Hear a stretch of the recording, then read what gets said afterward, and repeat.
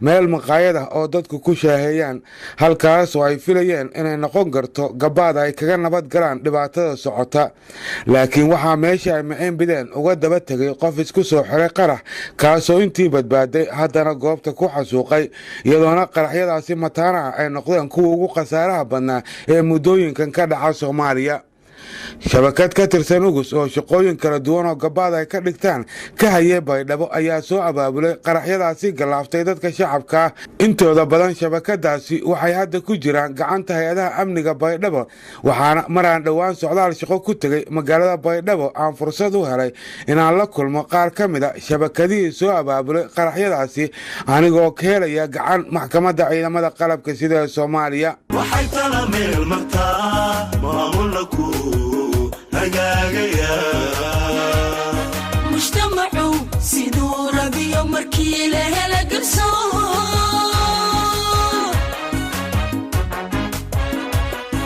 وحي طلع من المرتاح مامولكو هقاقيا مجتمعوا سيدو ربيو مركيلة هلا قرصون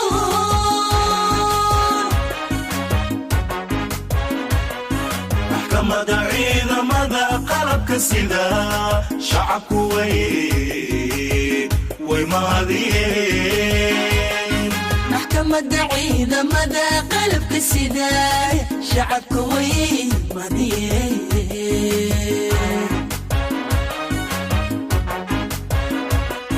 محكمة دعينا مدى قلبك سيدا شعبك ويماذين محكمة دعينا مدى قلبك السداي شعبك ويماذين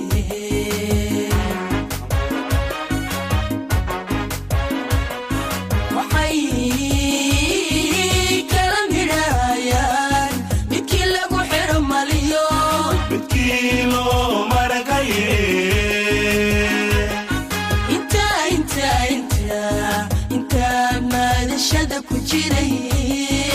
شعبه ومقولين وحي كلام هدايا متكيلو بحر مليون متكيلو مرقايين انت ما نشدك وجري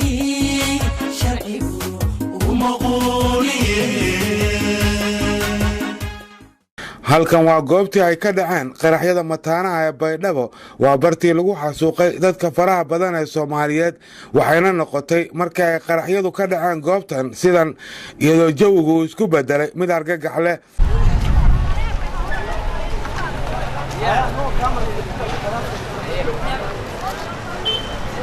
halka saacado ka hor ay ka jirtay maqaayadan iyo goobaha ka agdhow jawi deganaan ah oo qof walba uu ku mashquulsanaa arrimihiisa gaarka waxaana xilligaasi maqaayada ka socday mid ka mid ah ciyaaraha ugu adag ee laga fiirsado horyaalada Yurub taasoo keentay inay dad u badan dhalinyaro soo buux dhaafiyaan maqaayada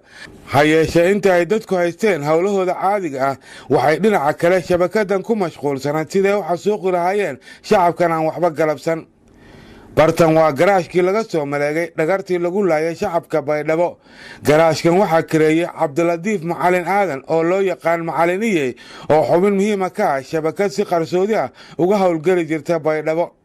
Macaliniye shaqadiisa rasmiga waa makaanig yaqaana sida qaraxyada loogu xiro gawaarida loogu talagalay ismiidaaminta wuxuuna gabaad ka dhigtaa laba shaqo aan la isku qaban karin oo kala ah inuu yahay macalin dugsi quraan haddana ka tirsan koox ciyaarta kubadda cagta waana ninka ku soo qanciyay milkiilaha dhismahan in laga dhigo gurigiisa garaash loo sheegay inuu yahay mid baabuurta lagu sameeyo laakiin hawsha lagu qabanayo ay ahayd in lagu diyaariyo qaraxyada Cabdirashiidka asiisiyaadka waxay sheegay markii meesh kiraysadaan meela kiraysadaan marka 4 bilood 3 bilood amal hormarin la ku qaaday wal ku qaaday geerishka hiraya marka aqligay waliba iska deeyay intii oo baar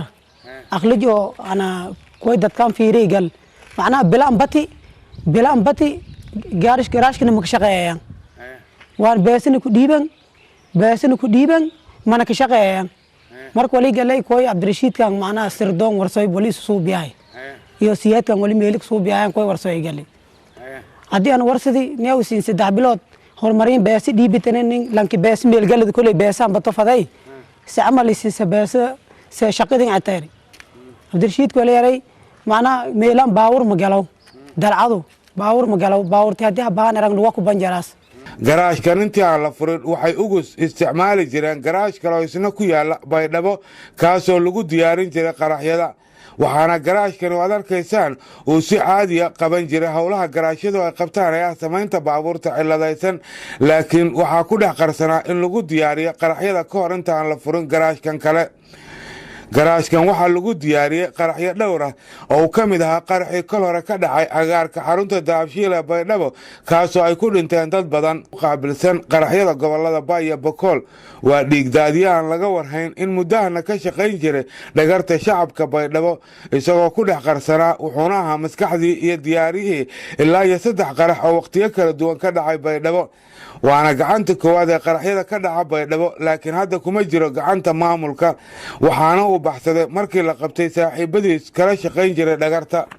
siyaad waa farsamayaqaan sameeya gaadiidka waana gacanta labaad ee diyaarisay qaraxii Baydhabo ugu dambeeyay siyaad waxa uu ku jiraa gacanta hay'adaha amniga waana shakhsigii rakibay qaraxa ee uu diyaariyay qaabkii uu qarxin lahaa ismiidaamiyaha haligay naftiisa iyo nafta ummadda waxaana uu ku bedeshay inuu diyaariyo qaraxa ay ku dhinteen ku dhowaad 100 qof lacag dhan $50 isagoo ku dooday inay haysatay duruuf dhaqaale oo ku qasabtay inuu u bareero laynta shacabka Baydhabo siyaad waxaan kula kulmay xabsiga Nisa Baydhabo markii ay fasax ay siisay maxkamadda ciidanku inaan warayso isaga iyo shabakadii la shaqeynaysay wuxuuna iiga waramay doorkii uu ku lahaa qaraxii ka dhacay Baydhabo garaashka baabuurka waqtiga la keenay waxay ahayd habeen soo hooyday baabuurka habeen hadduu soo hooyday galab magaalada hanuun badan tahay moogtahay maalin galabtii meel ku laabmi adbacdul maqrib oo kale inta oo askarta meesha degan dhaxdeeda soo maray uu soo wareegtay uu soo galay garaashka asoo waxba saarneen haddana waaga dubriyi oo waaga dubriyi waa baxay haddana casarkiisa kale inta oo alaabtii soo qaatay alaabta soo qaaday waa keenay anuu telefoon ii soo diray waa u imid wuxuu dhahay imaw shaqa noo taalaa ima baaburku maanta garaasha keenay kaasaan ka shaqeynaynaa haye waayahay waa u tagay haddaan u tagay garaashka awalba furaha anaa haystay maalintii ka horeysay oo furaha iga qaatay ani haddaan meesha tagay albaabkii liiga furi gudahan galay hadda furaha haddii shalay liiga wareejiyay maanta furma haystaa furaha iga qaatay gudahan galay gudaha saacadda aan galay meel oo waxa jirta gambalool yar uu leeyahay garaashka oo asaga ku dhisay oo harsashay wax loogu tala galay meeshaan fadhiisana meesha wax yar sheekan ku qabanay habil aadan kulay hunguri leh wadaa hunguri ii sheeg aan ku oofiye saxdantiina uu ku sheegay markaas waqti xaadirkaas idima aad sheegay usu danta adiga aad leedahay aan ku oofiye hunguri ii sheeg Soomaali hunguri isku dhaaftay $50 la ii sheegay ani wixii markii dhulka dhigay jargaaman ay ku jireen jargaamanka 15 jargaan ay ahaayeen jargaamankii afka koray ka gooyihiin afka kor laba meel ay ka muuqsan yihiin fiilo oo xiran antiisa kan jargaan caadi ah umad u maleynaysaa ade haddana gaarigii baan ku celiyay horta dhibka meesha uu ka imaaday meesha waay siyaad waxaan sidoo kale isla tagnay garaashka ay qaraxa ku diyaariyeen oo ii kala sharaxay siday wax ugu diyaariyeen iyo halka uu ka yaalay baabuurka qaraxa lagu diyaariyey baabuurka intuu ka soo galay sidoo u soo degay sida markuu u soo degay intuu soo maray madaxiisa hore intuu soo marsiyay kistaan jagayska lagu hiisi waaye madaxiisa intuu geliyay gadaalow u laabtay sida isu baakimay baabuurka marka sida isu baakimay baakinkiisa siduu ahaa jargaamankana waxaa la dhigay halkaan jargaamanka 15 jargaan halkaan la dhigay halkaan markii la dhigay waan dajiyay waan saaray haddana soo gaariga meeshiisa yaalo ayaan saaray kadib haddii gaariga hooshii wixiisa la dhamay gaarigiiba baxay haddana banaanka xaggiisa u baxay waaya waxaad ii sheegtaa ha gaari gacankan maxaa lagu keenay gaari gacankan ninka oo xagga joogo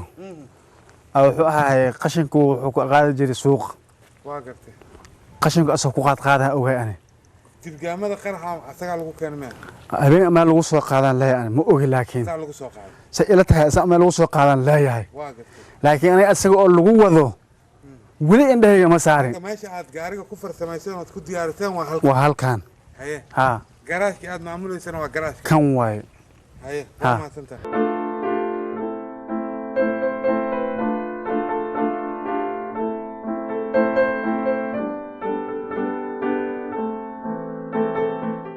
sharmad waa madaxa garaashka ugu weyn ee qaraxyada baydhabo lagu diyaarin jiray waana maskaxdii ka dambaysay in siyaad uu ka mid noqdo ugus waxna ka diyaariya qaraxyada waana shakhsigii isbaray siyaad iyo cabdirashiid waxaan weydiiyey isagoo ku jira gacanta maamulka inay isyaqaanaan isagiyo siyaad ninkan waa yaqaanaa magaciis siyaad waxay lagu daray ma naqaan haye ninkaan marka maxaa idin dhex maray ninkaas mar ii imaaday ninkee ku yimi cabdirashiidka waxay dhaheen inuu garaash rabaa ani geesh kuuma haye geesh haase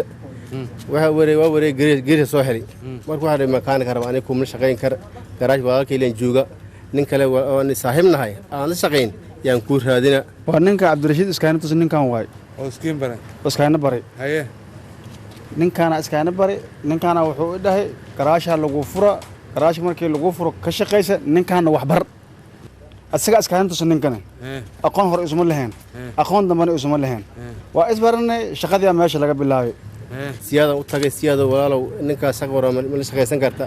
waa la shaqaysanay warkaas ugu dambeysay adaa isbartay labadan anaa isbaray ninkan asaga og meeshu ku yimid in meeshu ku dambeeyay asaga og asagaana mas'uulka ahaa muxuu ku yiri asagaana baabuur u suubiyey ya muxuu ku yiri markuu wuxuu yiri garaasha lagu fura garaasha ka shaqayso garaashka dad ka shaqaysatay wax alla wixii imaada bar asaa iska leh barna adaa iska leh ku shaqaysa garaashka saas cabdirashiid aqoon u mali laakiin markaas aan arkay garaashka igu imaaday haye maxaa ku baratay waxaan ku bartay gaariya wadi markaas oo si loo sameynay gaari waa samaystay meeshi geeyni ma dhaweynakin haye ma dhaweyn huumey samaystay haye huumey motor u saaray xamara la aadi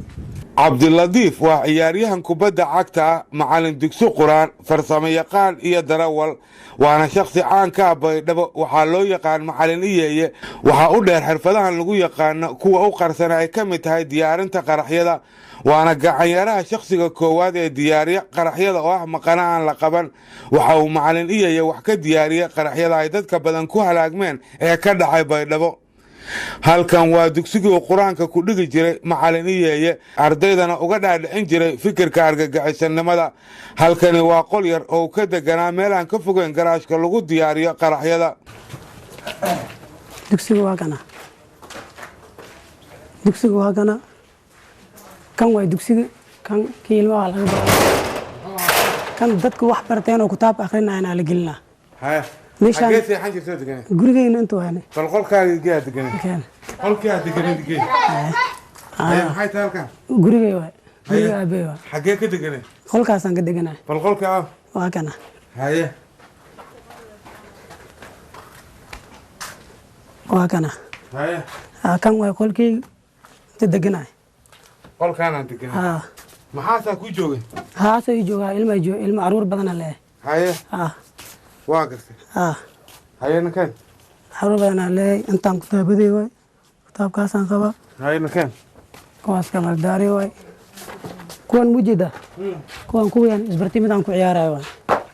maxmaa ajiya ay gaday banooni ciyaari jirtay isbartimid maxmaa ajiya saxaab company oo ciyaara saxaab company way dhawaada lagaaga yaqaanaa kan midka ani ila xiran oo ila degan iska bukuliya isku asaasan asana waxa waay fiiri asana macmuuru dhigta jaamacada u dhow yahay bis xasan yare waxay u diyaarinayeen kooxda ugus inuu ismiidaamiyo laakiin waxay bedeleen wax yar ka hor inta aysan dhicin qaraxyadii baydhabo waana shakhsigii soo sahmiyey goobta la qarxiyey waxa uu wakhti badan ku bixiyey inuu indhaindheeyo maqaayadda la qarxiyey isagoo sidoo kalena soo kaxeeyey ismiidaamiyaasha qarxiyey kalena tusiyey goobaha ay isku qarxinayaan waxaana uu sidoo kale ahaa shaqsigii maalinka ay qaraxyadu dhacayeen hagaya ismiidaamiyaasha kadibna marka ay dhaceen qaraxyada waxa uu ahaa shaqsigii ugu horreeya ee la qabto xilli uu doonayo inuu baxsado. xasan yare waxa uu ii sheegay inuu ka yimid deegaanka Rabdhuure islamarkaana uu ka soo dagaalamay meelo dhowr ah oo ay ka mid tahay Muqdisho. waa wiil dhalinyaro oo ay madax martay afkaarta xagjirnimada iyo qarbudaadda waxaana uu iga warramay isna doorkiisii qaraxii Baydhabo. amniyaadka kintaay horaan walahay horaan ciidan aadi ahay damboogaatan amniyaadka yaa la hiiwareeyay mudada amniyaadka aad ku jirto magaalooyinkee ka shaqeysay tan la hadda iyo hamar iyo oo eelash meel iyo tana igu horeysay oo ugu weynay way qaraxii Baydhabo ka dhacay adiga qaybteed ka qaadatay waxa ka qaaday aadi istilaa waa u soo saamaysay waa u soo saamaysay ما قبري أطلع سميني هذه لو بري أطلع سميني هاي قاب كيف سميتي وها أسمي هذه وصوبها وماشي أو كره كذا يا ففيري هل إتصير تكوتي وففيري هذا المركب فيري كدب يا سك بها قرينا تاي قرينا مركان تاي وصوبها مالنتي كدب يا هذا وصوبها مالنتي كدب وفيري هذا marka la fiiriyay markaas maalintiisa saddexda waxa dhacay. halkan waa bartii ay ka gateen kooxda qaraxyada Baydhabo agabka ugu badan biraha iyo boolasha ee laga buuxiyay gaariga qarxa si ay u laayaan shacabka la bartilmaameedsanayay. waana suuq lagu iibiyo biraha duuga ah boolasha iyo kushineetooyinka waxayna alaabta suuqan taala u isticmaalaan ugus inay ka dhigtaan hub ay ku leynayaan dadka marka ay diyaarinayaan qaraxyada. laakiin suuqleydan kuma baraarugsana khatarta ka dhalan karta alaabtan ay iibinayaan oo gasha gacan aysan ogeyn halka ay ku wadaan qalabka ay ka iibinayaan. shabakadan soo abaabushay qaraxyada Baydhabo waxay mareen habka cadaaladda iyadoona si loo maxkamadayo aan loogu xadgudbin iyaga lafahaantooda loona waafajiyo hanaan hufan oo cadaaladeed tiro ka dhowr jeer ay dhageysatay maxkamadda ciidamada qalabka sida Soomaaliya kiiska loo haysto muwaadiniintan aqbalay inay ka mid noqdaan ugus una bareeray inay daadiyaan dhiigga shacabka. intii ay socotay maxkamadeynta kooxdan ayuu gudoomiyaha maxkamadda ciidamada qalabka sida Soomaaliya gaashaan la dhexe Xasan Cali Nuur Shuute hor aqriyo eedeysanayaasha mid kasta kiiska loo haysto. cabdilatiif macalin aadan macalin cabdiraxmaan 30 jir ah ina duulay aadan yara miya ku dhashay Baydhabo ku dhalatay siyaad xasan faarax 33 jir ah ina mako haye shiil ku dhashay Jubbada Dhexe miya degan Baydhabo sharmad aawo maxamed 40 jir ah ina maano shariif abuukar ku dhashay Baydhabo saami cabdiqaadir cali maxamed 42 jir ah ina xabiibo xuseen ku dhashay baar dheere degan Baydhabo cabdiraxmaan macalin aadan adina 22 jir ah ina dowlay aadan yare asmo cabdirashiid ibraahim xasan ina aamino sheekh cabdi madoobe oo maqana ah. dhammaantiin waxaa laydinku eedeynayaa inaad ka tirsan tihiin ururka al-shabaab isla markaana aad ka dambeyseen oo abaabusheen qaraxyadii mataanaha ahaa ee lala kala beegsada maqaayadda Berda oo ku taalo afar irdoodka iyo maqaayado kale oo ku yaala agagaarka shirkadda Dahabshiil ee Baydhabo. waxaa laydinku eedeynayaa qodobada 221 xeerka ciqaabta Soomaaliyeed iyo qodobka koowaad xeerka ciqaabta ciidamada qalabka sida. xafiiska xeer ilaalinta maxkamadda ciidamada qalabka sida Soomaaliya ayaa iyana soo bandhigay cadeymo dheeriya oo muujinaya eedda loo haysto shabakadan mid dhammaan eedeysanayaashan xafiiska xeer ilaalinta wuxuu ku soo eedeeyay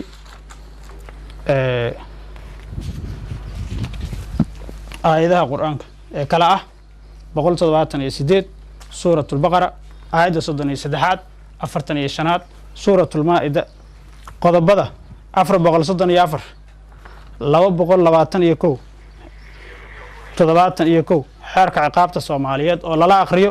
qodobka koobaad 19aad ee xeerka ciqaabta ciidamada qalabka sida. waxaan maxkamadda wareegtay ciidamada qalabka sida ka codsanaynaa dhammaan eedaysanayaasha maadaama ay u midoobeen isu isbahaysteen nin walibana uu ku lahaa gacan adag in 80 qof ee muwaadiniin Soomaaliyeed reer Baydhabo ay u jiifaan maanta qabri intaasoo argagax iyo xasuuq ay geliyeen ummadda Soomaaliyeed ayagoo xirfooyin kala duwan ka far ka dhiganaya ku qarsoona dadkan gudahooda ee intaas ummada u laayeen maanta Ilaahay cadaaladda hor keenay waxaan maxkamadda wareegtay ciidamada ka codsanaynaa inay dhammaantood ku xukunto dil toogasho ah marka dhammaantood waxay gacan ku lahaayeen oo ay awaawileen faralka guracan ee dadka ummadda islaamka lagu laayay maxkamadda waxaan ka codsanaynaa maxkamadda wareegto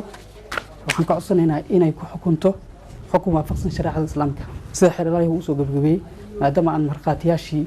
iyo cadeymihii fara badnaa iyo wixii ay qarax ku geysteen dhan aan maxkamadda horkeenay sidoo kale qareenka difaacayay shabakadan ayaa ku dooday in dadkan la qalday isagoona codsaday in loo eego si fafaalaha dembiga fududeeya inay ooda ka qaado horriyadooda siiso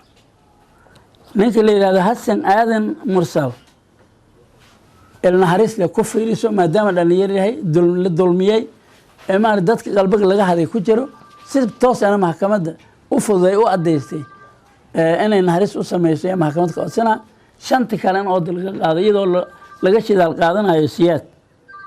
ugu dambeyntii garsoorka maxkamadda ciidamada qalabka sida Soomaaliya oo leh go'aanka ugu dambeeya marka ay dhageystaan eedda xeer ilaalinta difaaca qareenka cadeymaha maxkamadda la hor keenay iyo qoraalka eedaysanayaasha ayaa kaga dhawaaqay go'aanka maxkamadda goobtii uu xasuuqu ka dhacay ee bartamaha Baydhabo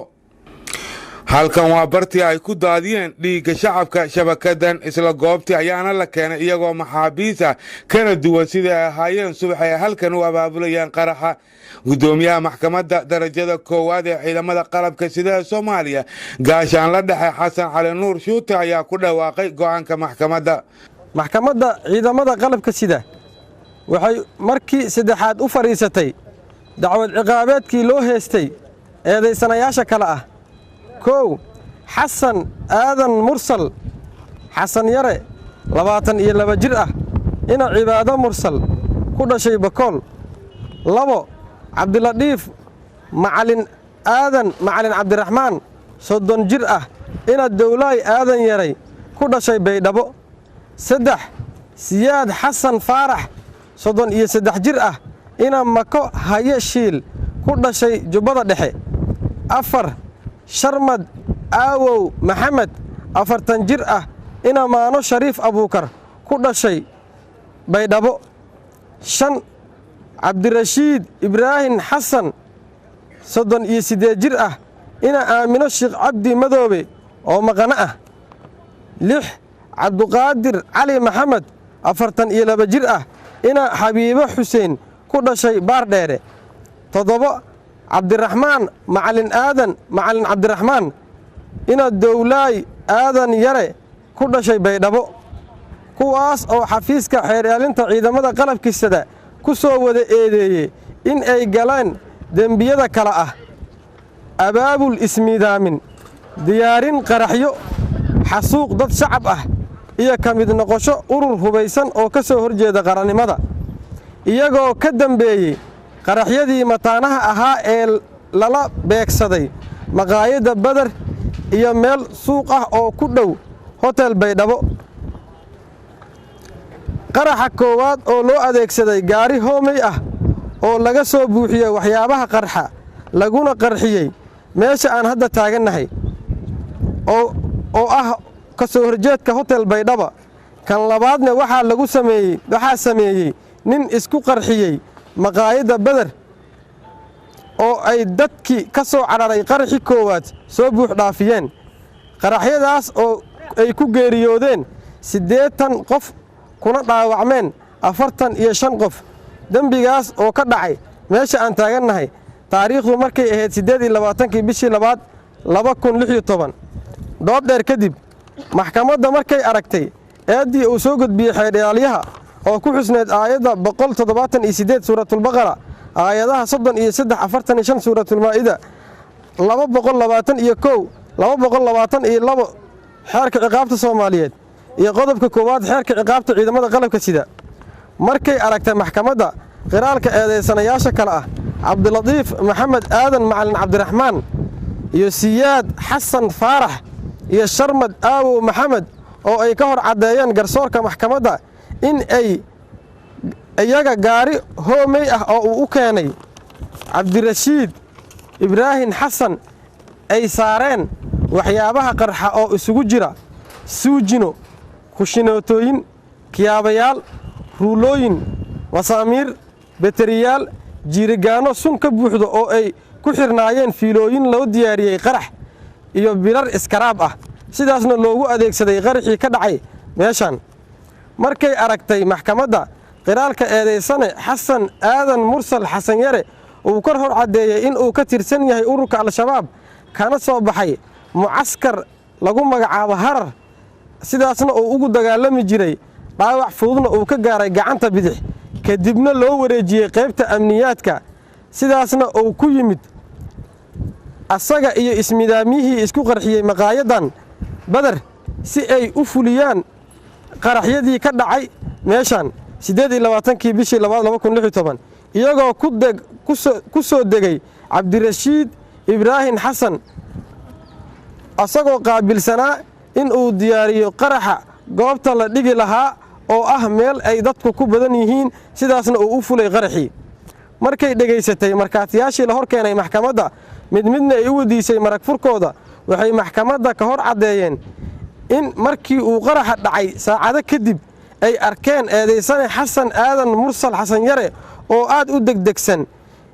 kana shakiyeen sidaasna ay su'aalo ku weydiiyeen asagoo u sheegay in uu qayb ka abaabulay qaraxyada ka dhacay magaalada kadibna geeyey garaashkii lagu soo abaabulay iyo makaanikadii isku xidhxidhay gaariga qaraxa ah markay aragtay dembi muujinta ah rimuudka uu u adeegsaday ismidaamyihii ku qarxay maqaayadan iyo dukumiintiyada caddaynta ah ee laga qoro eedaysanaha iyo warqadda isbitaalka oo caddaynaysa dhimashada 58 ka mid ah shacabkii ku geeriyooday qaraxyadii ka dhacay goobtan markii ay dhegaysatay doodii qareenka u ahayd in eedaysanayaasha si qoto dheer loo eego eedda mugga weyn oo loo haysto loona helo cadeymo dheeri ah isla markaana eedaysanayaasha 6 iyo 7 la sii daayo maadaama aysan ku filnayn caddeynta hadda la hor keenay maxkamadda sidaa darteed maxkamadda waxaa u caddaatay in 1 xasan aadan mursal xasan yare 2 cabdilatiif macalin aadan macalin cabdiraxmaan 3 siyaad xasan faarax 4 sharmad aawow maxamed 5 cabdirashiid ibraahin xasan oo maqane ah ay wada yihiin dembiilayaal galay dembiyadii lagu soo wada oogay oo ah in ay abaabuleen fuliyeenna labadii qarax ee ka dhacay meesha goobtan 28kii bishii 2016 waxayna ku wada xukuntay dil toogasho ah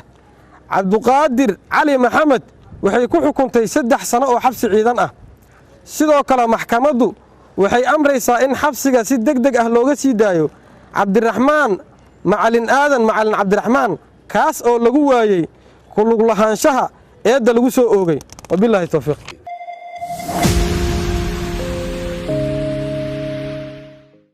waxaan maanta halkaan uga yeerayaa oo la soo dhinac istaagi doona guddoomiyaha maxkamadda darajada koowaad ee ciidamada qaranka sida Soomaaliyeed gaashaanla dhexe shuurta waxaa la islahaa wuxuu dhihi doonaa guddoomiyaha maxkamadda sare waxaa la dhihi doonaa maya guddoomiyaha maxkamadda hoose ama darajada koowaad maxaa dhacay aniga janalada kale waa uga dhawahay maadaama aan cadaaladii joogo maadaama aan maxaabiistii la kulmo waxaa laga sheegtaa cadaalad aad iyo aad ayaana lagu kalsoonaadaa garsoorahaas markuu xukunka ridayo saas awgeed ayaa maartay aanu magaciina ciidamada qaranka ku hadlaya aan maanta u soo bandhigaynaa inuu ra'iisul wasaaraha noo abaalmariyo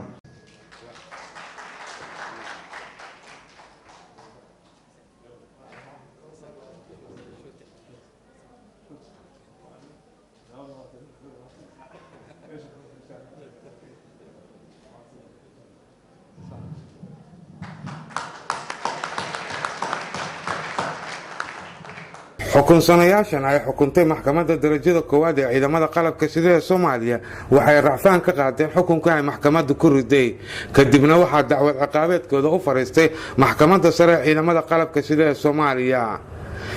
gudoomiyaha maxkamadda sare ee ciidamada qalabka sida ee Soomaaliya gaashaanle sare Liibaan Cali Yarow waxay la socdaan garsoorayaal iyo xeeraaliyaal ka tirsan maxkamadda ciidamada qalabka sida ee Soomaaliya ayaa gaaray magaalada Baydhabo ee xarunta gobolka Baay si ay u qaadaan dacwadda la xiriirta kiiskan ay xukunsanayaashu racfaanka ka qaateen ugu dambeyntiina markii ay tiro ka dhowr jeer dhageysatay maxkamadda sare ee ciidamada qalabka sida ee Soomaaliya dacwadda loo haysto shakhsiyaadkan lagu eedeynayo inay ka tirsan ugu soo abaabuleen qaraxyadii ka dhacay Baydhabo ayay ugu dambeyntii maxkamaddu go'aan ka gaartay gaashaanle Cabdullaahi Maxamed Ciise Kayse oo ah garsoore ka tirsan maxkamadda sare ee ciidamada qalabka sida ee Soomaaliya ayaa ku dhawaaqaya go'aanka maxkamadda sare ee ciidamada qalabka sida waxa ay ku raacday xukunkii maxkamadda darajada koowaad horay ugu xukuntay dambiilayaal gacan ku dhiiglayaal shabaab حسن آذن مرسل حسيرة لبو عبد اللطيف معلن آذن معلن عبد الرحمن سدح سياد حسن فارح أفر شرمد أو محمد شن عبد الرشيد إبراهيم حسن أو بحصد أو دير توقشاء أهنا قصاصتي مرحومينتي لو حسوقي خرح يدي كدعي بيدو تاريخ بركة أي أهيد halkan waa deegaanka Daynuunay oo in ku dhow 30 kiiloomitir u jira degmada Baydhabo ee xarunta gobolka Baay Daynuunay waxay ka mid tahay talisyada ciidanka xoogga dalka Soomaaliyeed waana saldhigga laga maamulo ururka 47 guutidiisa 7 qaybta 6aad ee ciidanka xoogga dalka Soomaaliyeed waxay ka mid tahay difaacyada ugu adag ee halkan ay ku leeyeen ciidanka xoogga dalka Soomaaliyeed ee laga ilaaliyo ammaanka magaalada Baydhabo ee xarunta gobolka Baay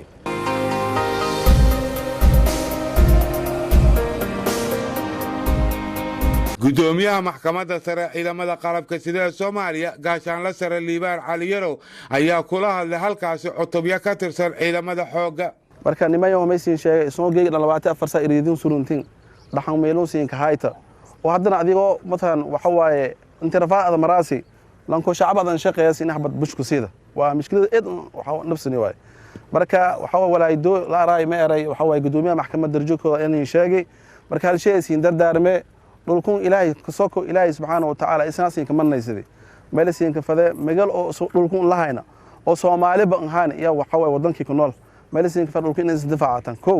tan kale dhulkun waxa waa jidkun ciidanku ka maran miinada ka qarxiyay oo ilaahay subhanahu wa ta'ala aan ku obsana dhamaantana ogsin oo iska saana dad isdhaliya ina marka nimayo meelasiin ka fadee kan dhimooday walaalka waay kan miinada ka qarxiyay walaalka waay xoolo qaraxan isna latiin meelasiin ka fadee shacabkin iyo dadkin iyo naftiin badbaadaan sidoo kale wasiirka dhaqan celinta iyo hubka dhigista maleeshiyaadka xasan ayaa isna ciidamadaasi la dardaarmay isagna walaha siin booqdi ma ilaha siin booqdi dadaalahaytan difaac badan ka jartan wanaaga suubiyaytan bulshadina difaacaytan siin kama nagantaas ma kale maxkamadaha ay dadku ku dareelo siin la hadal doonaan wala siin ku xaaraynta maysan yoo siin sheega doonaan inay bulshada la dhabo inay shacabka la dilo inay walwalba la suubiyo xaaraan siin ku inay la siin sheego lanki qaadada way wala leen sheega xaaraan ku haaye may ballan qaadanay wala hadii ku dambo inay leen fiirsadaan maxkamadana sidii aan sheegtay isbuuci bil walba niil rooga doonta meelniya ka dareerna Daynuunay seeda doonta waaba roogta Daynuunay buura seeda doonaan goof gaduud meel alla meel ciidamada xoogga dalka Soomaaliya roogan iyo haan dara washta koonfur galbeed inta ba seeda doonaan mal aan dul qaadada doona askari damba habad isku riday lan maslum ka dhaw mal aan dul qaadada doona wal dile sida maxkamadda sheegtay guud ahaan barnaamijkii aan ka diyaariyay xusuuqii Baydhabo iyo falcelintii garsoorka ciidanku waa naga intaa waxaana barnaamijkan gacan weyn iga siiyay Siraaji wariyahana magaalada Baydhabo dhinaca farsamada iyo kaamirada barnaamijkan waxaa isna gacan weyn iga siiyay Muha Caraaye tan intaan barnaamij midkan lamida ku kulmayno nabaadiin iyo nooli kulanti wassalaamu calaykum waraxmatullaahi wabarakaatuh maxkamadda ciidamada qalabka sida shacabku way maadiyeen maxkamadda ciidamada qalabka sida shacabku way maadiyeen